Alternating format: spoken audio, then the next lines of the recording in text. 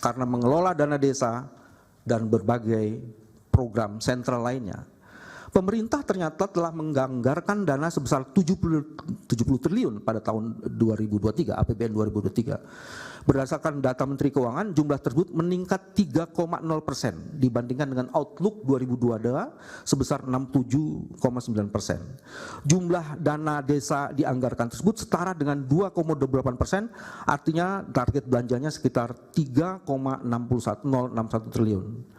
Dana tersebut lalu akan dibagi rata sehingga setiap desa bisa mendapatkan 1 miliar per tahun.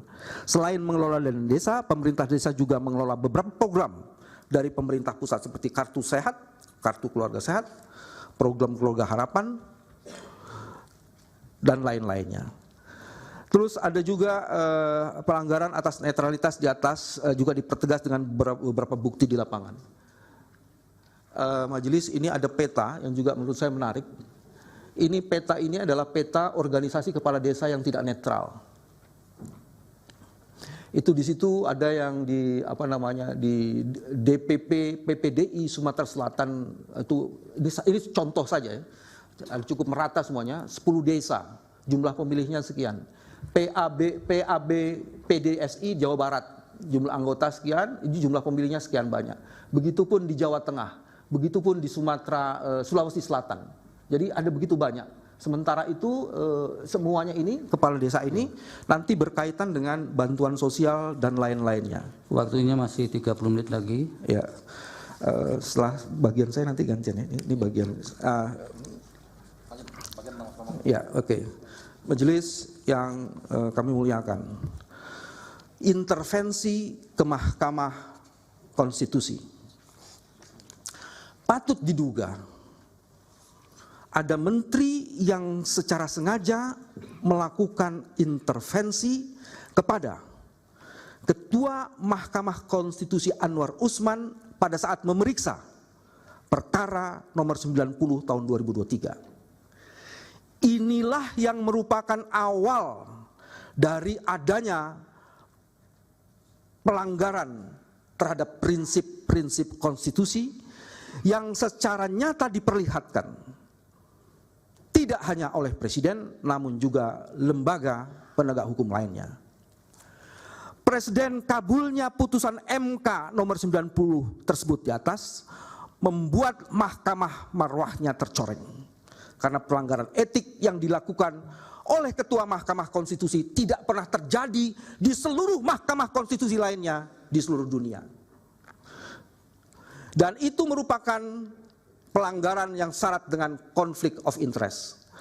Hal ini terkonfirmasi dengan putusan Majelis Kehormatan Mahkamah Konstitusi nomor 2 MK L 11 2023 yang menyatakan Anwar Usman dalam memeriksa dan mengabulkan perkara dimaksud terbukti melanggar etik karena adanya konflik kepentingan.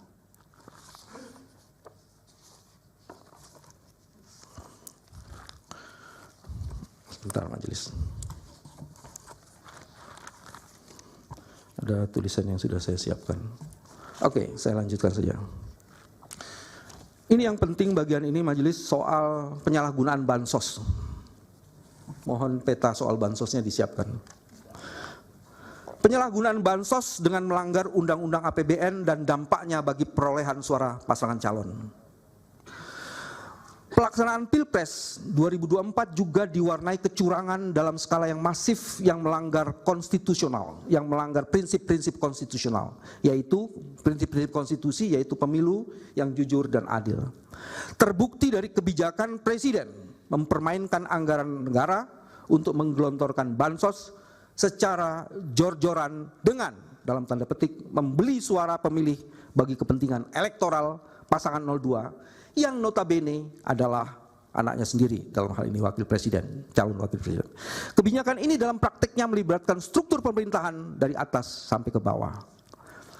Pada level puncak kekuasaan, praktek curang ini diperankan langsung oleh Presiden Joko Widodo dengan membagikan bansos di setiap kunjungannya ke daerah-daerah sambil melakukan kampanye terselubung. Di setiap kunjungan ke daerah sembari kampanye terselubung itu, Sementara di level kementerian, penyaluran bansos melibatkan kementerian yang menterinya berasal dari partai pendukung paslon 02 dan sama sekali tidak melibatkan Kementerian Sosial yang seharusnya membidangi penganggaran dan penyaluran bansos. Perilaku tak beradab dalam tanda petik membeli suara pemilih tersebut diawali dengan niat jahat dan perencanaan matang. Segera setelah terbitnya putusan MK 02, Presiden Joko Widodo menekan Kementerian Keuangan untuk mengalokasikan anggaran sosial dalam jumlah yang fantastis. Ada datanya? Saya ingin menjelaskan di sini majelis. Ini adalah dana bantuan sosial 208-219. Kalau dibandingkan antara pemilu 2019, pada saat itu situasinya sangat tenang, dan dengan pemilu 2024, itu akan ada dana sekitar, naiknya luar biasa sekali. Itu naiknya bisa sampai 180 triliun. Kalau kita bandingkan dalam masa pandemi, itu ada angka 498 triliun. 2024 itu tidak ada masa pandemi. Tapi kemungkinan luar biasa sekali. Dan dibandingkan 2023 saja masa normal, itu ada kenaikan hampir 53 triliun. Data ini ingin menunjukkan politisasi bansos oleh Presiden Jokowi itu terkonfirmasi dengan meningkatkan anggaran Perlinsos secara signifikan di masa pemilu. Ada yang menarik di situ. Lanjutkan di ini selanjutnya. Pada Februari 2024 di halaman 3 huruf F, mendekati masa krusial pemungutan suara Pilpres, politisasi bansos itu untuk kepentingan 02 kian menjadi-jadi dan menggila. BLT El Nino dicairkan 3 bulan sekaligus menjelang pemungutan suara. Bahkan untuk kepentingan politisasi bansos, pemerintah mengeluarkan kebijakan automatic adjustment, di mana ditandatangani oleh Menteri Keuangan Sri Mulyani, dana-dana dari pos-pos yang lainnya di hold sebanyak kurang lebih 51,1 triliun. Ini data yang lain lagi majelis, kalau kita bandingkan pemberian bansos 2022, 2023 dan 2024. Januari 2023 di tahun 2022 itu cuma 3,52 triliun. Di tahun 2023 Januari hanya 3,8 triliun.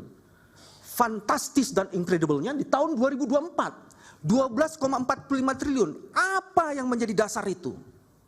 Tidak lain itu adalah karena mendekati proses pemilihan calon presiden. Lanjutkan lagi.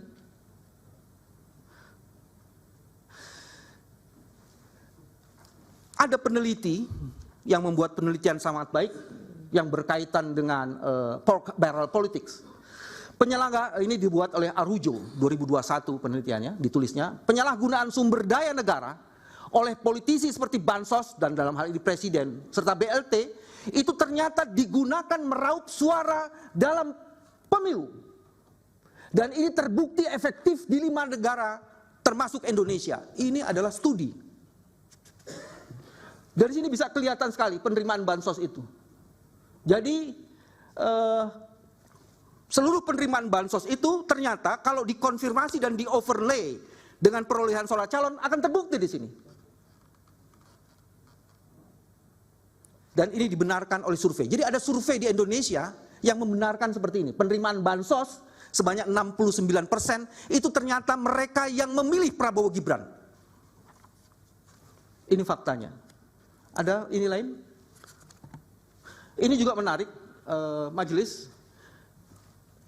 Politisasi bansos ini oleh Presiden Jokowi ternyata mendongkrak secara tidak wajar perolehan suara Prabowo Gibran. Saya masuk di ujung saja majelis, itu dari 3 sebelah kanan ya.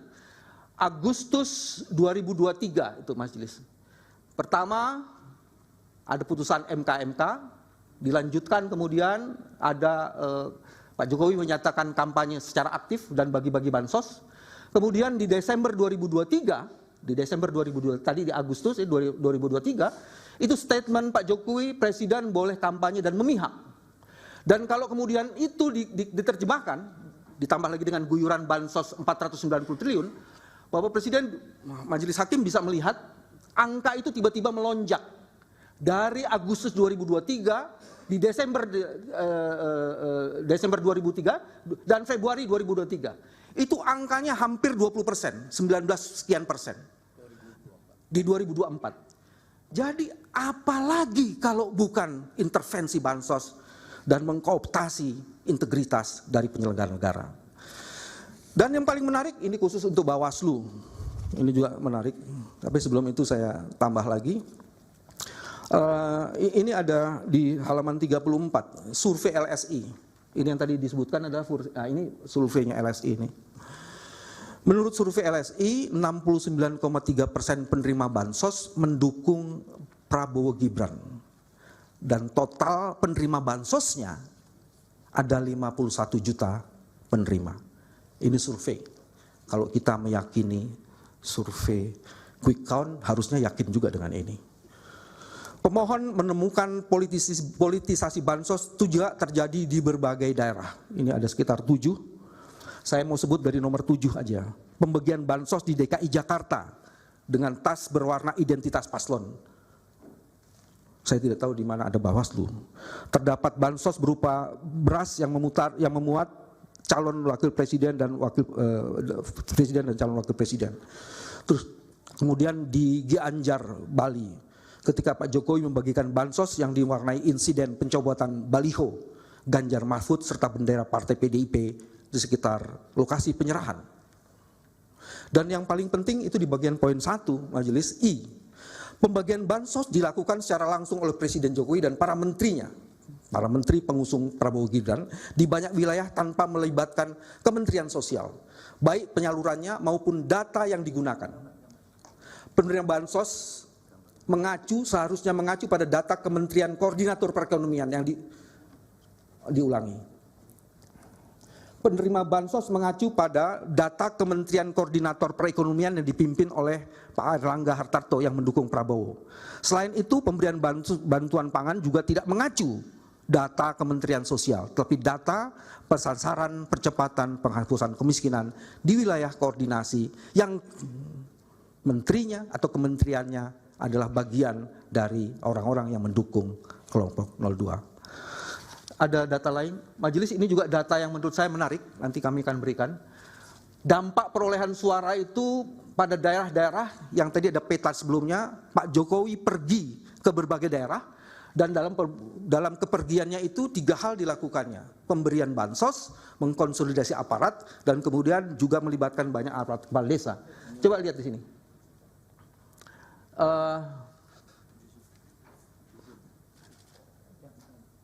Ya, yang ini tadi oke.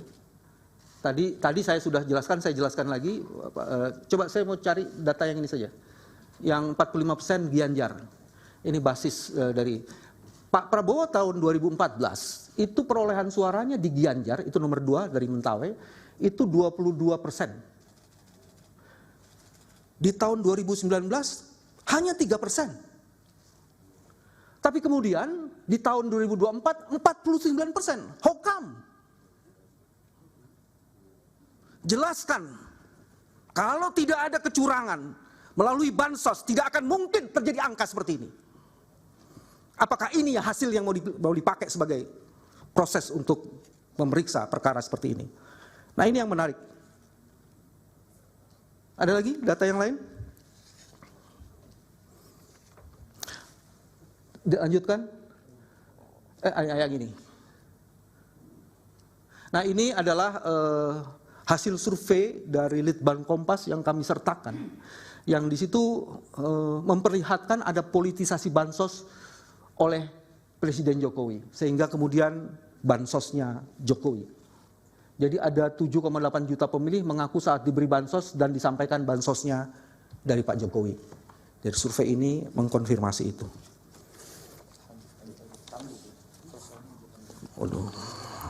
Baik, saya lanjutkan, tinggal 6 halaman lagi, saya akan percepat saja. Pertama, yang lanjutnya Majelis adalah pelanggaran prosedur. Ada berbagai modus kejahatan terhadap konstitusi dan cara-cara curang yang dilakukan oleh Presiden Jokowi untuk mendukung paslon 02 yang kesemuanya itu melahirkan berbagai kejahatan turunan dalam bentuk pelanggaran prosedur pemilu yang mempengaruhi hasil perolehan suara. Setidaknya ada 8 majelis. Ada manipulasi DPT, ada surat suara yang tercoblos pada pasangan calon nomor urut 2, ada pengurangan suara pemohon, ada politik uang, ada yang mencoblos lebih dari 1 kali, ada TPS janggal, ada anak-anak ikut mencoblos, dan ada juga kecurangan termohon yang dilakukan melalui sistem IT. Saya tidak akan membacakan semuanya, cuma saya akan memilih saja beberapa yang menurut saya sangat penting untuk dikemukakan.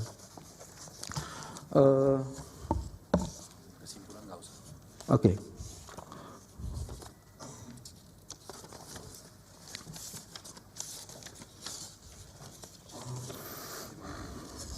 Oke.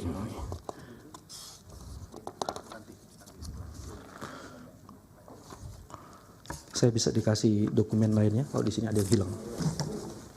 Itu halaman 32. Ya, ada halaman 32. Ini halaman 32. Oh iya. Oke. Ya. Saya akan lanjutkan majelis. Input sebanyak.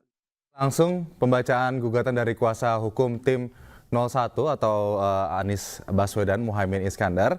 Dan kita akan lanjutkan dialog kita. Ini menarik sekali Bang Ferry terkait dengan apa yang disampaikan. Nampaknya kita kembali lagi mengingat ya, connecting the dots, kecurangan-kecurangan apa saja yang terjadi pada proses pemilu 2024 ini, terutama Pilpres 2024, dari mulai bansos sampai dengan dugaan ya keterlibatan Presiden Jokowi di sini. Bagaimana menurut Anda pernyataan-pernyataan ini dikaitkan dengan hasil dari kemungkinan gugatan ini akan dikabulkan atau tidak?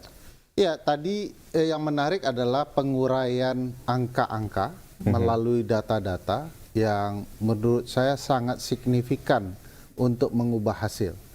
Ya, misalnya sangat signifikan untuk mengubah hasil. Mengubah hasil. Karena MK selalu bicara itu ya. Anda boleh membuktikan telah terjadi kecurangan, tapi kalau tidak signifikan mengubah hasil, kami akan abaikan.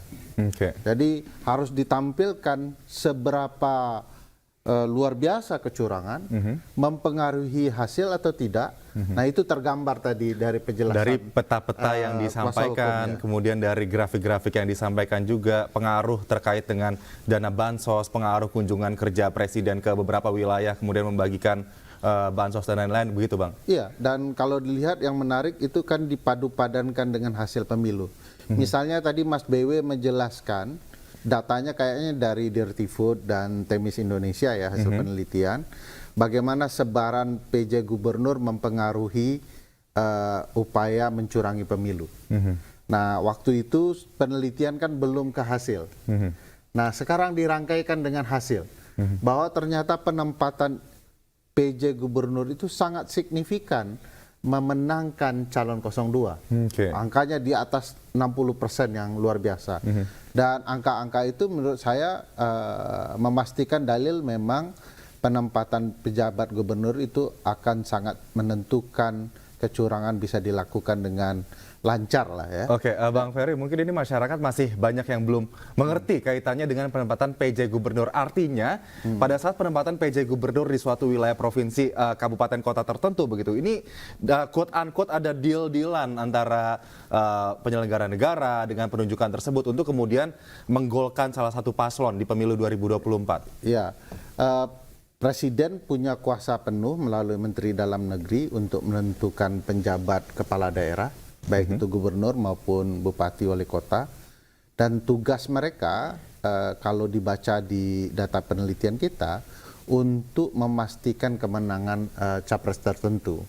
Dan beberapa penelitian kita itu juga menunjukkan ada indikasi kuat bahwa mereka ditugaskan untuk menyukseskan calon presiden tertentu itu. Bahkan kita menemukan bukti-bukti yang signifikan menjelaskan apa saja yang mereka kerjakan di lapangan untuk memenangkan calon 02. Nah, memang awalnya kita melihat ada yang janggal dalam penunjukan penjabat gubernur karena itu mengabaikan syarat-syarat yang diinginkan MK. Tadi juga disampaikan oleh Mas BW atau Mas Ari, saya lupa, bahwa penempatan itu tidak mematuhi putusan MK karena MK memerintahkan harus mendengarkan aspirasi pemerintah daerah, aspirasi masyarakat daerah, dan dilakukan terbuka. Ketiga-tiganya dilanggar. Kok Presiden melanggar putusan MK di soal ini? Dan kalau kita lihat orang-orang figur-figur yang ditempatkan itu sangat dekat dengan istana. Semua punya rangkaian kepentingan dengan istana.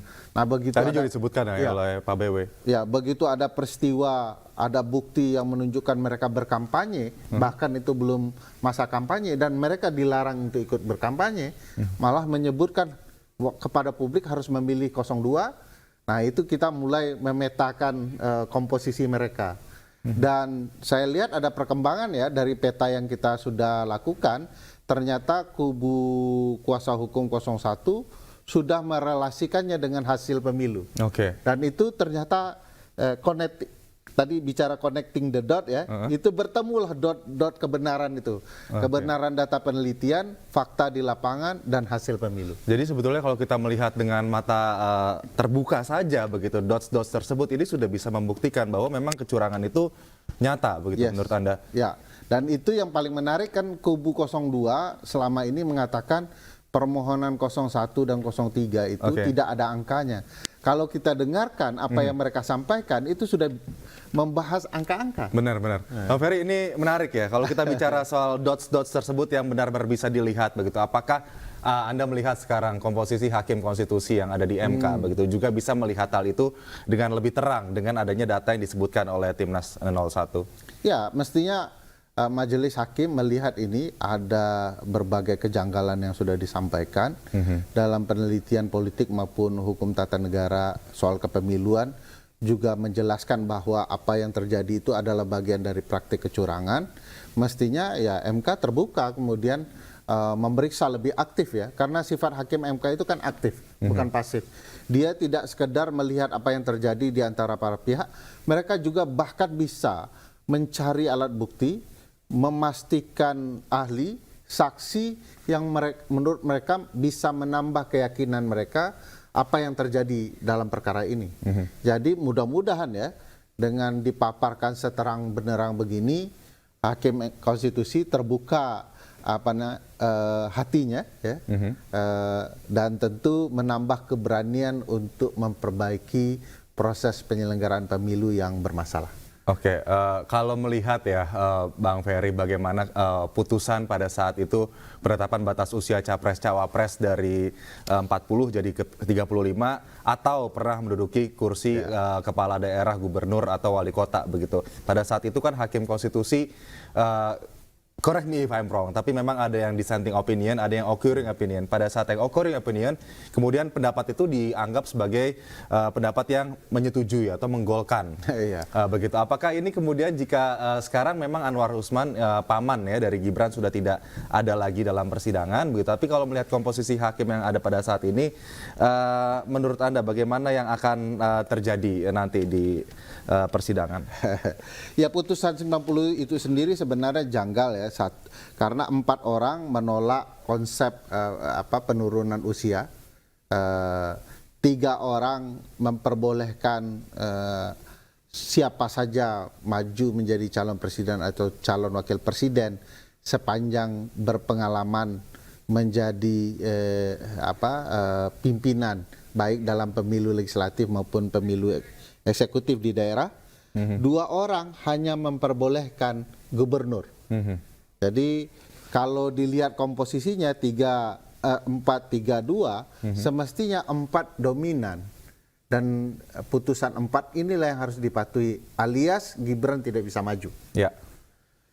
Nah, kalau kita lihat keanehan ini sebenarnya dengan komposisi hakim yang ada, sekarang 1 dari yang 3 sudah tidak diperbolehkan bersidang.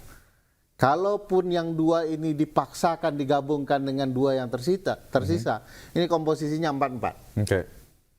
Dan kalau kita lihat, kalau hakim perkara 90 konsisten, setidak-tidaknya publik ya, yang melihat berbagai kecurangan pemilu terjadi sudah terrepresentasikan dengan 4 hakim. Oke. Nah, tinggal satu yang akan mengubah keadaan. Kalau menurut saya dua yang lain itu konsisten bahwa ini semua curang dan itu bisa mengalihkan prinsipnya kepada hakim mayoritas 4, maka saya yakin publik akan memenangkan pertandingan untuk membongkar kecurangan ini di MK. Oke, baik. Bang Ferry, ini menarik sekali ya apa yang kita bahas di pagi ini. Nampaknya memang terlihat dengan jelas, tapi kembali lagi nanti kita harus menunggu bagaimana jalannya persidangan di Mahkamah Konstitusi. Tadi juga sudah ada, kita melihat ada pihak terkait, kuasa hukum dari Paslon 02 yang juga hadir. Kita akan bahas juga bagaimana nanti kira-kira respon yang akan dikeluarkan oleh kuasa hukum Paslon 02. Namun pemirsa, kami harus jeda terlebih dahulu. Tetap bersama kami, Breaking News segera kembali.